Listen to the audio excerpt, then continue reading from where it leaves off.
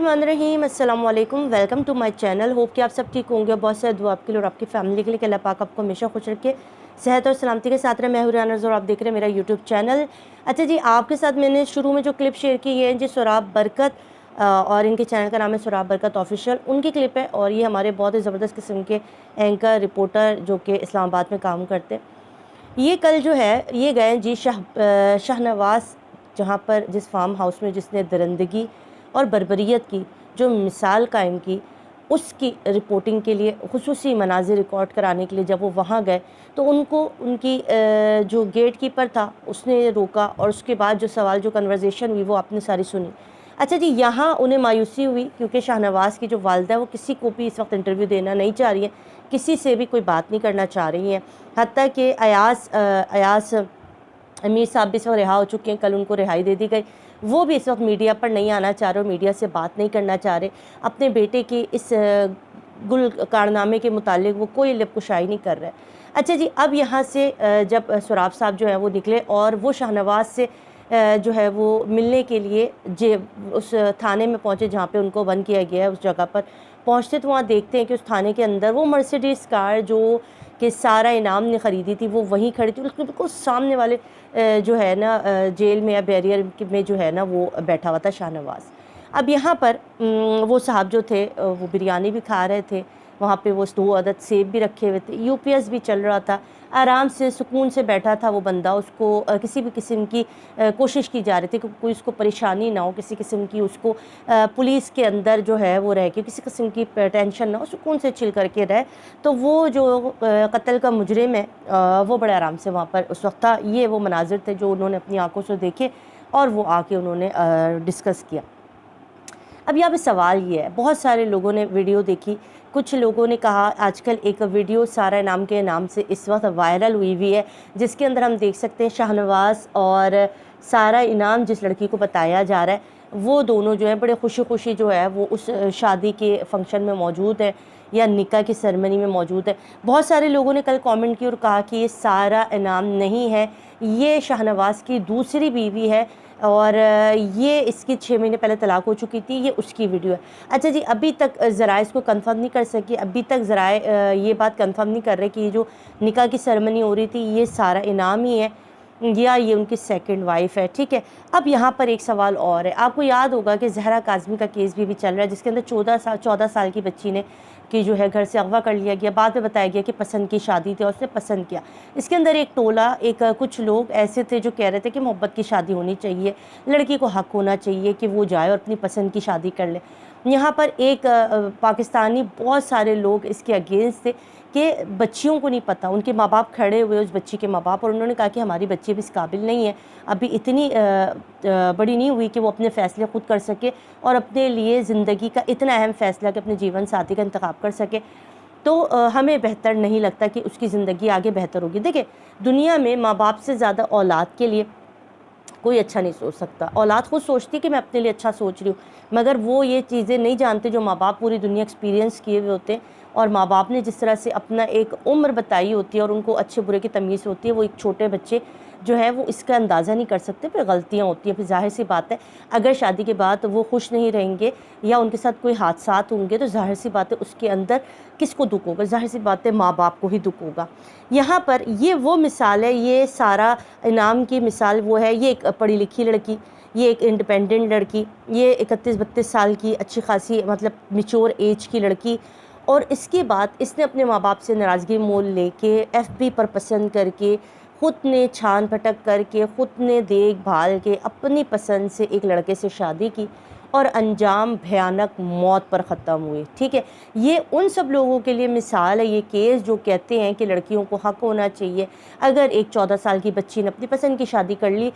इस्लामी तौर पर तो वो बालिग़ हो चुकी थी, तो क्या हो गया अगर वो एज के हिसाब से छोटी मगर बालिग़ तो हो गई। तो ये उन नमूने और उन बेवकूफ़ लोगों को समझाने के लिए बड़ी बेहतरीन मिसाल है सारा इनाम की, कि जो ये होश के नाखून नहीं ले रहे और जो ये तंबी कर रहे थे कि भाई पसंद की शादियाँ करना माशरे में सही है। तो ये देखिए, एक मैच्योर लड़की ने भी अपने लिए कितना बुरा जीवन साथी जो है वो चूज़ किया। और ज़ाहिर सी बात है कोई भी इंसान नहीं सोच सकता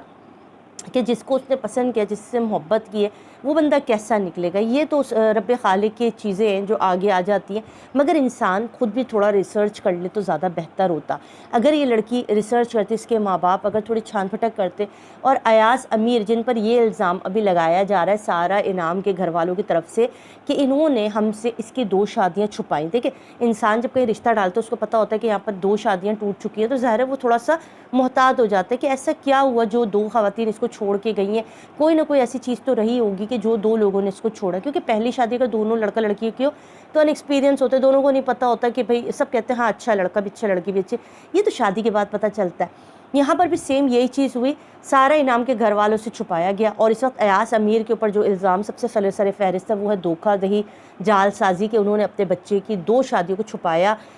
اپنے نشے کی عادت کو نشئی بچے کے نشے کو چھپایا۔ اچھا بچہ جو ہے وہ اور بھی غلط ایکٹیویٹی میں، شراب وغیرہ اور اس طرح کی غلط ایکٹیویٹی میں تھا، وہ بھی چھپائی۔ یہ ساری چیزیں چھپا کے ایاز امیر نے دھوکے کے ساتھ اس بچے کی زندگی برباد کی، اس کی زندگی جو ہے وہ ختم ہو گئی اگر وہ یہ ساری چیزیں ڈسکس کر لیتے کہ ان کا بچہ جنونی وحشی قسم کا آدمی ہے۔ یہ سارے معاملات ہوئے۔ یہاں پہ ایاز امیر اور ان کی وائف جو سیکنڈ وائف ہے وہ اپنا منہ کھولنے کو تیار نہیں ہے، میڈیا کا جواب دینے کو تیار نہیں ہے، میڈیا پہ آنے کو تیار نہیں ہے۔ لوگ ان سے سوال کرنا چاہتے، پوچھنا چاہتے کہ آخر انہوں نے سارہ انعام کے گھر والوں سے باتیں کیوں چھپائی۔ ایک لڑکی جس کو نہیں پتہ کہ آگے سامنے والا بندہ جو اتنی میٹھی میٹھی پیاری پیاری باتیں کر رہا ہے یہ اندر سے کیسا ہے، اگر سارہ انعام بھی جانتی ہوتی، کیونکہ ظاہر ہے بہت سارے لوگ کہہ رہے ہیں کہ دبئی جب یہ گئی ہے وہاں جا کر اس کو بہت سارے انکشافات ہوئے ہیں کہ اس کے بارے میں کہ یہ شاہنواز کیسا تھا، اس کی 2 شادیاں جو ٹوٹی تھی اس کے بارے میں تھوڑی چیزیں پتہ چلیں، کچھ دوستوں نے بہت اہم انکشافات کیے، ان کے مطابق یہاں پر جو ہے یہ بہت ساری چیزوں کو جان گئی تھی، جس کے بعد واپسی میں اس نے طلاق کا مطالبہ کیا تھا، اور یہاں پر شاہنواز فوری رخصتی چاہتا تھا ربیع اول کے مہینے میں، اور وہ کہہ رہا تھا کہ رخصتی کر دی جائے، مگر جو ہے وہ سارہ انعام جو ہے وہ اس سے ڈیورس کی باتیں کرتی۔ اب یہ سارے معاملات ہیں، اب جب تک ان کے منہ کھلیں گے نہیں، جب تک یہ اپنے چیزیں سامنے آ کے بتائیں گے نہیں تو کڑیوں سے کڑیاں ملیں گی نہیں۔ اب یہاں بات یہ ہے کہ وہ بندہ شاہنواز جیل میں، اب اس کو بچانے کی کیا کوششیں ہو رہی ہیں۔ وہ بندہ خود جو پولیس والوں سے جب ہماری بات ہوئی، ہمارے نمائندے کی بات ہوئی، ہمارے جو سرا بھائی ان کی بات ہوئی، تو پولیس سے کہا کہ نہ تو یہ نشے کی حالت میں لگا، نہ یہ کوئی اس قسم کا ذہنی بیمار لگا، یہ بالکل نارمل ہے، اس کی باتیں نارمل ہیں، اس کا کھانا پینا نارمل ہے، یہ بالکل ایک نارمل بندہ ہے جس کو پتہ ہے کہ میں نے اتنا بڑا کام کیا، یعنی کہ یہ سب کچھ اس نے پری پلان نہیں کیا، مطلب کہ اپنے ہوش و حواس میں کیا ہے۔ اگر اس کو یہ کہا جائے، کیونکہ جو اس نے بیان دیا ہے اس کے مطابق کہ مجھے ڈر تھا کہ میری بیوی مجھے قتل کرنا چاہتی ہے، یہ کوئی خفیہ ایجنٹ ہے، اور اس لیے میں نے اس کو اپنی حفاظت کے لیے جو ہے وہ مار دیا، میں نے قتل کر دیا، یہ جو بیان دے رہا ہے اس کی طرف تھوڑا بہت